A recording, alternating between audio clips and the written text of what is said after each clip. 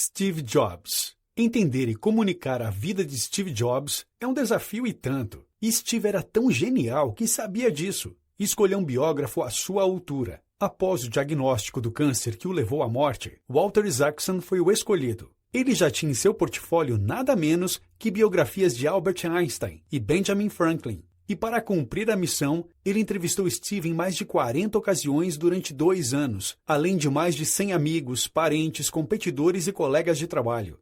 A biografia de Jobs é uma coletânea de histórias fantásticas, passando pelos altos e baixos de sua carreira, sua paixão e perfeccionismo, e a revolução de 6 grandes indústrias: computação pessoal, cinema de animação, música, e-books, celulares, tablets. Jobs foi um gênio inventivo que sabia que o século XXI se baseava em conectar tecnologia e criatividade. Steve cooperou com o livro, mas não interferiu de forma alguma. Inclusive, ele sequer leu o livro antes de sua publicação e encorajou todos os entrevistados a serem sinceros e transparentes. Sua história, capturada sucintamente neste microbook, é um conto fantástico de inovação, caráter, liderança e valores.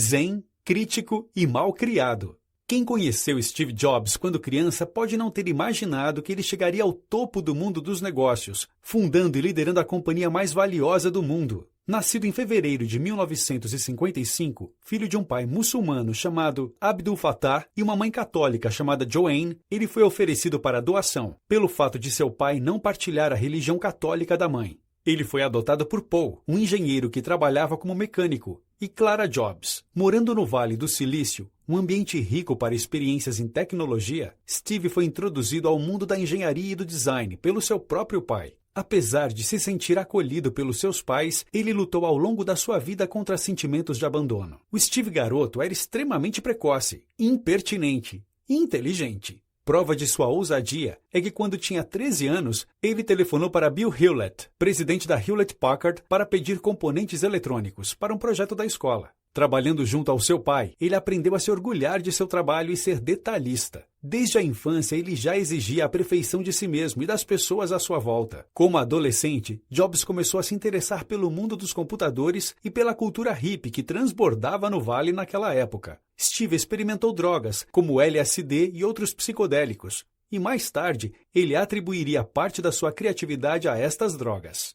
Para Steve, suas experiências com LSD o ajudavam a entender o que importava na vida e ver outras perspectivas sobre o mundo. Além do seu interesse sobre alterações da consciência, Steve também se interessava por espiritualidade. Ele andava descalço e raramente tomava banho, e seguiu seu crescente interesse nas filosofias espirituais, passando 7 meses na Índia, onde aprendeu mais sobre intuição e introspecção. De início, ele abraçou as possibilidades da computação muito mais pelo seu potencial de elevar a consciência humana do que pelas suas aplicações negociais ou comerciais. Mas as influências Zen não conseguiram amenizar seu comportamento cada vez mais crítico e arrogante. Uma maçã por dia. Steve Wozniak era um tímido nerd da área de eletrônica, que partilhava com Steve o gosto pelos clássicos de Bob Dylan. Eles inventaram um dispositivo chamado Caixa Azul, que imitava os pulsos de uma linha telefônica e permitia que as pessoas hackeassem o sistema de telefonia, fazendo ligações gratuitamente.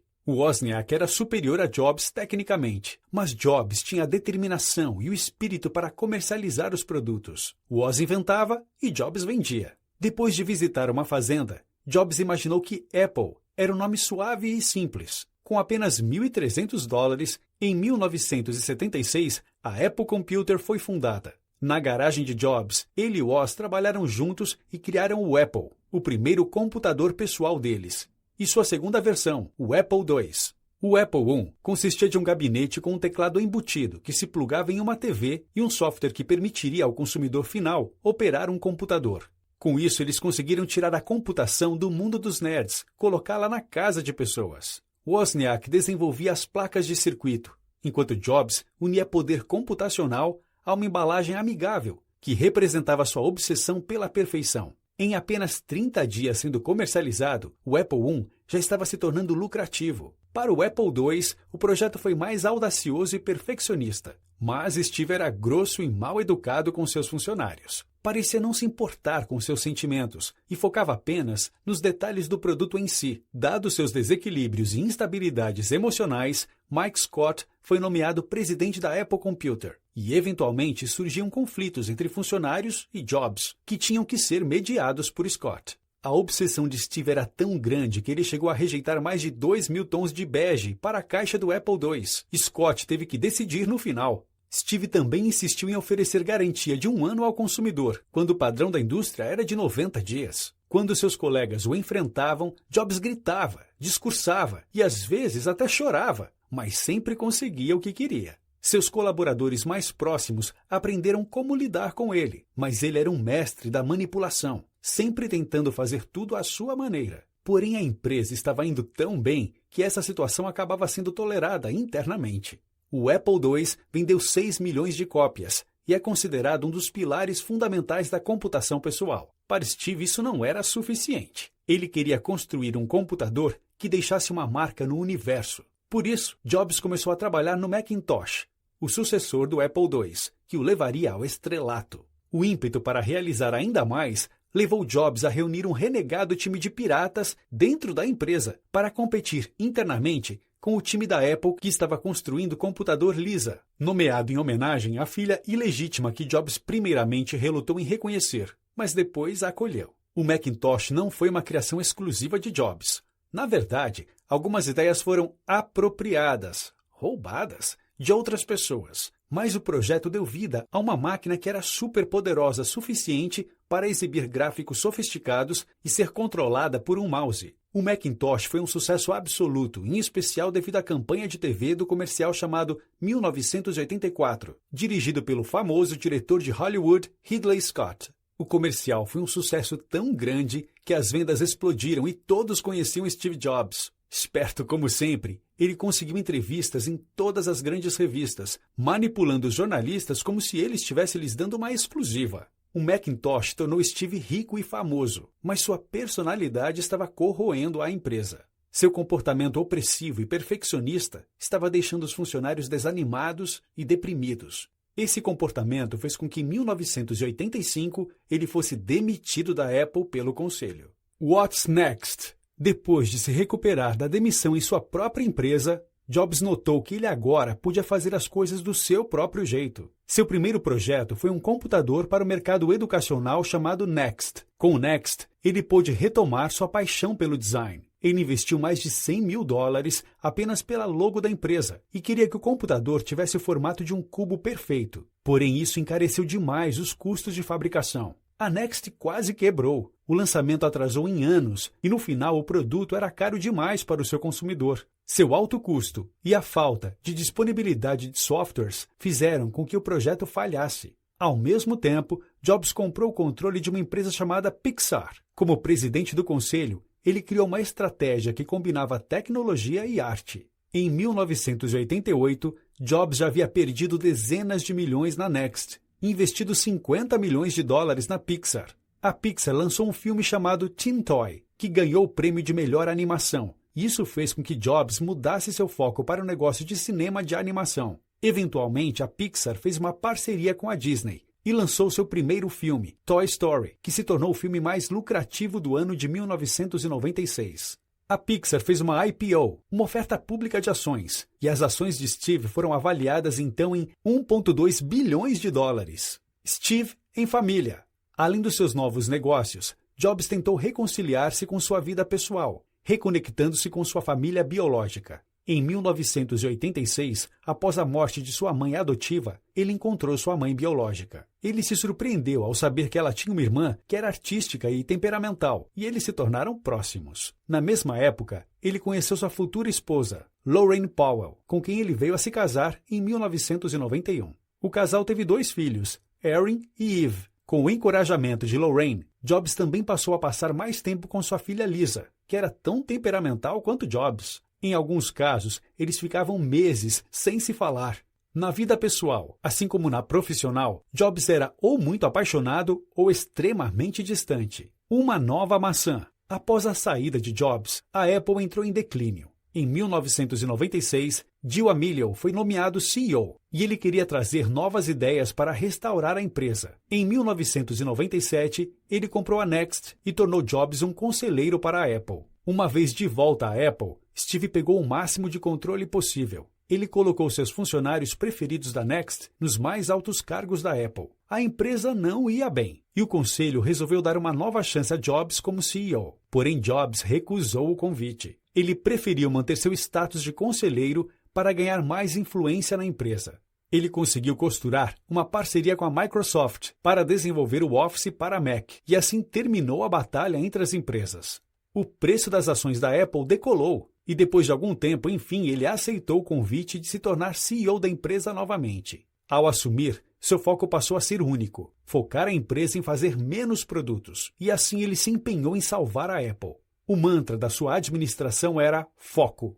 Ele rejeitou linhas de produtos inteiras, demitiu empregados irrelevantes e cortou os estoques lotados. Jobs se transformou de um rebelde corporativo de espírito livre a um executivo singularmente dedicado, colaborativo, embora ainda volátil. Ele acreditava na colaboração profunda entre departamentos e em contratar e cultivar A-players, talentos de alto nível. Assim, uma potencial contratação de marketing tinha que ser sabatinada pelos designers e pelos engenheiros de software. Engenharia simultânea significava que os produtos em desenvolvimento passavam por revisões simultâneas de manufatura, design, marketing e distribuição, em vez de passar por cada área sequencialmente. Isso garantia que todos tinham participação no desenvolvimento e criação de novos produtos. Jobs contratou Tim Cook para administrar operações, e os dois se conectaram e se tornaram amigos rapidamente. Cook eventualmente ajudaria Jobs a conduzir a Apple. A estratégia funcionou.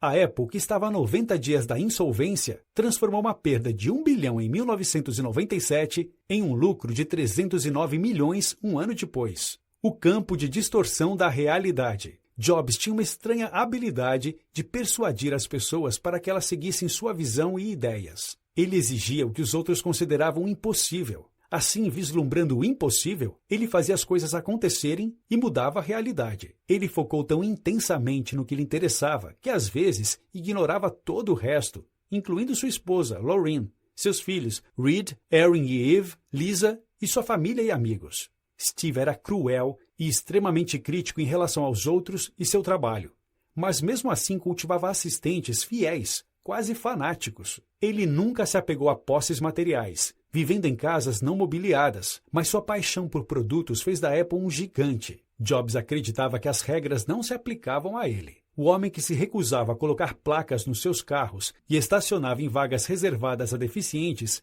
inventou produtos que os consumidores nem sabiam que queriam, mas pelos quais logo se apaixonaram. Design em todos os aspectos. Steve Jobs aprendeu a importância da qualidade do design com seu pai, que o ensinou que tornar bonitos os lados escondidos de um gabinete importava tanto quanto criar uma frente elegante. Das suas incursões nas filosofias orientais, Jobs entendeu que o design do produto era sua essência. Ele conheceu um designer chamado Jony Ive, que se tornou seu braço direito e o número 2 na Apple. Jobs elevou esses conceitos a ponto de acreditar que a apresentação dos produtos da Apple poderia transmitir tanto significado quanto os próprios produtos. Até as embalagens eram cruciais. Jobs envolveu-se tanto nas minúcias relativas a design que seu nome aparece em diversas patentes dos produtos da Apple. Jobs chamou a atenção do público quando a Apple introduziu o iMac em 1998. Rapidamente, o computador desenvolvido junto com Jony Ive se tornou o computador que vendeu mais rapidamente na história. O computador redondo, com aparência divertida, veio com um revestimento semi-transparente e era disponibilizado em 5 cores. Jobs fez o interior tão atrativo quanto o exterior. Quando a Apple estendeu a variedade de cores, Bill Gates, da Microsoft, pintou seu PC de vermelho e zombou que o iMac seria uma moda passageira. Além da obsessão pelo design, Jobs queria controlar toda a cadeia de distribuição. Daí veio a ideia de ter sua própria presença física, a Apple Store. A primeira Apple Store surgiu em 2001 e foi um grande sucesso.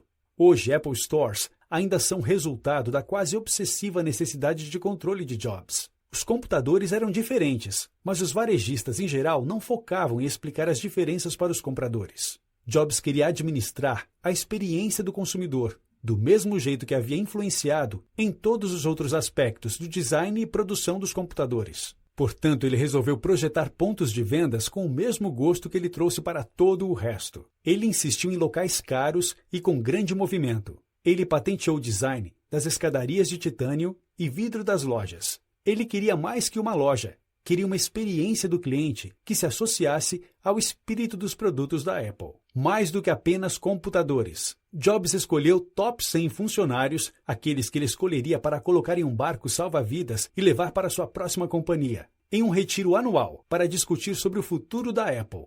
Em 2000, a transformação da empresa começou. O computador pessoal evoluiu para um cubo digital, que poderia administrar o estilo de vida digital do consumidor, desde comunicações escritas até câmeras, tocadores de música e gravação de vídeos. A Apple retirou a palavra computers do seu nome corporativo para explorar o potencial da internet de conectar e integrar esses diferentes aspectos. Por exemplo, o iTunes se desenvolveu a partir da percepção de Jobs de que fazer download de música pela internet mudaria a indústria da música. A loja do iTunes vendeu 1 milhão de músicas nos primeiros 6 dias. O iPod resultou da necessidade de um melhor tocador de música e, dentre suas inovações, está incluída a roda de rolagem. O sucesso do iPod, construído sobre as vendas do iMac, consolidaram a marca. Em janeiro de 2007, o iPod foi responsável pela metade das receitas da Apple. Mesmo assim, Jobs continuou procurando o próximo grande lançamento. Identificando a telefonia celular como a próxima onda, ele deixou uma nova marca no universo e revelou o iPhone, combinando o iPod, telefonia e acesso à internet. Ele sozinho representou mais de 50% do total dos lucros globais da telefonia celular no ano de 2010. A ideia de um tablet antecedeu o iPhone, mas em 2010, a experimentação com o iPhone pavimentou o caminho para o próximo item revolucionário, o iPad. No caso do iPad, a Apple vendeu 1 milhão de unidades no primeiro mês e chegou a 15 milhões em apenas 9 meses. Lidando com o câncer. Jobs acreditava que seu câncer, diagnosticado em 2003, resultou dos momentos estressantes que viveu quando conduzia a Apple e a Pixar no final dos anos 90. Um tratamento para pedras nos rins o levou a um exame que descobriu seu câncer. Mesmo assim, o prognóstico era bom. O tumor era tratável e de crescimento lento. Entretanto, Jobs rejeitou as recomendações médicas de cirurgia. Ele consultou nutricionistas, acupunturistas, seguiu dietas vegetarianas, submeteu-se a limpezas do cólon e baniu negatividade de seus pensamentos. Em 2005, ele fez menção à sua mortalidade em um discurso de formatura na Universidade de Stanford. Jobs disse aos formandos: "Lembrar que estarei morto em breve é a ferramenta mais importante que eu encontrei para me ajudar a fazer grandes escolhas na vida. Não há razão para não seguir seu coração."